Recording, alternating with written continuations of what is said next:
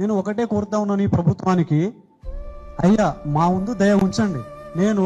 నా పేరు కృష్ణ, నేను సూర్యాపేట డిస్ట్రిక్ట్ నుంచి వచ్చాను, కి ప్రిపేర్ అవుతున్నాను. ఈ ప్రభుత్వం ఏం చేస్తుందంటే, నేను ఒక కోరుతున్నా, ఫస్ట్గా ఏంటంటే మీకు చేతనైతే చేయండి, లేకుంటే చేయకండి. ఎందుకంటే మేము ఇంట్లో ఉండలేక, ఊర్లో తిరగలేక, ఇక్కడ రెంట్ కట్టలేక, మెతుకులు తినలేక, తిన్న మెతుకు అరగలేక చస్తున్నాండి. మా పరిస్థితిలో మీరుంటే మీకు తెలుస్తుంది. మీరు ఎక్కడో కూర్చొని మీ హోదాలో మీరు ఉండి మామూలు అన్యాయం చేస్తుంటే అది మంచి పద్ధతి కాదని చెప్పేసి నేను కోరుతా ఉన్నాను. ఏదో ప్రజాపాలన అంటే ఏదో మంచిగా ఉందని అనుకున్నాం, కానీ మరి ఇంత దారుణంగా చేస్తారని చెప్పేసి మేము అనుకోలేదు.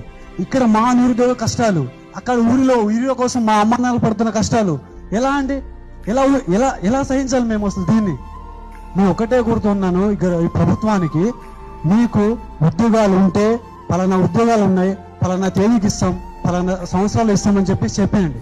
లేకుంటే మా దగ్గర ఉద్యోగాలు లేదు, మేము ఇవ్వలేము, దయచేసి మీ పని మీరు చూసుకోండి అని చెప్పేయండి. అంతేగాని మీరు ప్రతి ఒక సమావేశంలో ఒక మాట, ఇంకో సమావేశంలో ఒక మాట చెప్పేసి మా ఆశలను మీరు మొత్తం ఆవిరి చేస్తున్నారు. మేము కన్న కలలన్నీ మీరు మొత్తం నాశనం చేస్తున్నారండి. ఇది చాలా అన్యాయం. మీకు చేతనైతే చేయండి, లేకుంటే చేయకండి, వదిలేయండి, మా వల్ల కాదు అని చెప్పేసి చెప్పేయండి. మా పని మేము చూసుకుంటాం. మా కింద 30-40 సంవత్సరాలు వచ్చినా అసలు ఇలా అన్ని సంవత్సరాల నుంచి మేము కష్టపడుతున్నాం, రావట్లేదు. ఆ పక్కన ఊరు వాళ్ళు, ఈ ఊరు వాళ్ళు, మీ పిల్లగాడు ఏం చేస్తున్నాడు అది చెప్పలేక ఇంట్లో వాళ్ళు చాలా ఇబ్బంది పడుతున్నాం సార్. నిరుద్యోగులం తలుచుకుంటే నువ్వు ఉన్న ఇంట్లో నుంచి ఎత్తుకొచ్చి రోడ్లో నిలబెట్టి నువ్వు అడిగే అర్హత మాకుంది. అంతవరకు దిగజేయాల్సిన అవసరం లేదని చెప్పేసి మేము అనుకుంటున్నాం.